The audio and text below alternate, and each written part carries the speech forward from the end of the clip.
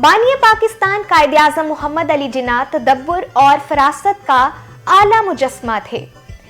25 दिसंबर को हर साल उनका यौम पैदाइश मनाया जाता है।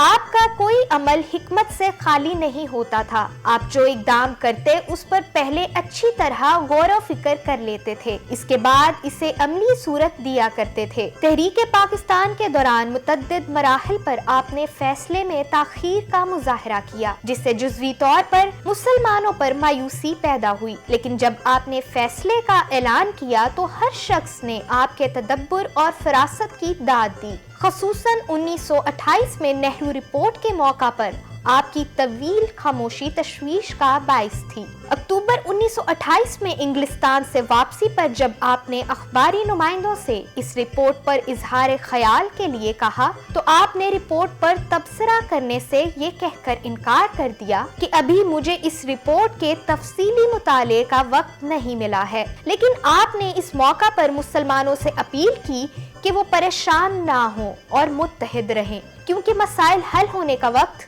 करीब आ गया है। फिर 31 दिसंबर 1928 को कलकत्ता के मुकाम पर कुल जमाती कन्वेंशन से खिताब करते हुए आपने आईनी और कानूनी तौर पर नेहरू रिपोर्ट की धज्जियां बिखेर कर रख दी और वाज़े तौर पर कन्वेंशन से कहा, नेहरू रिपोर्ट को जिन्ना की तायीद की नहीं बल्कि मुसलमानों की तायीद की जरूरत है। अगर अक़लियतों का मसला आपने आज हल नहीं किया तो लाज़मन इसे कल हल करना पड़ेगा। हिंदू और मुसलमान इसी मुल्क के बाशिंदे हैं। अगर इनके दरमियान बाहमी इख्तलाफात हैं भी तो इन इख्तलाफात की वजह से दुश्मनी और अदावत मोल ना लीजिए।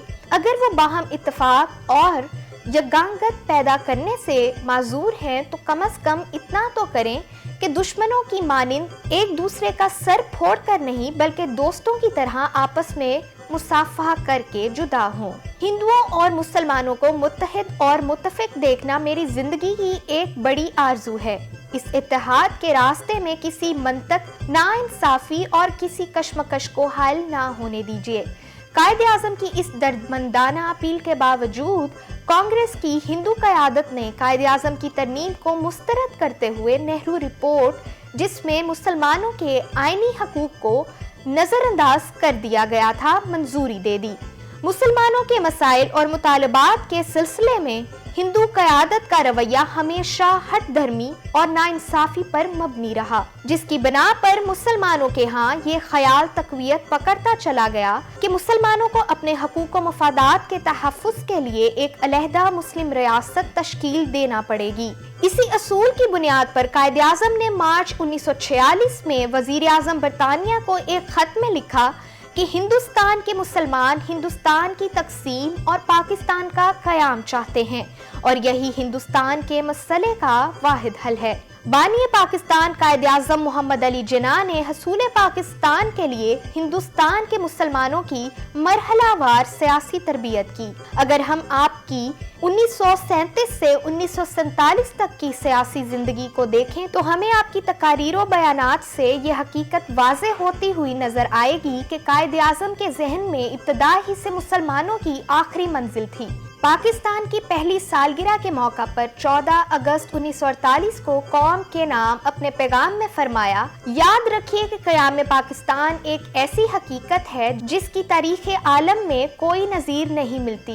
तारीख़ आलम की अजीम तरीन मुस्लिम ममलिकतों में इसका शुमार है और वक्त के साथ साथ इसको अपना शानदार किरदार अदा करना है।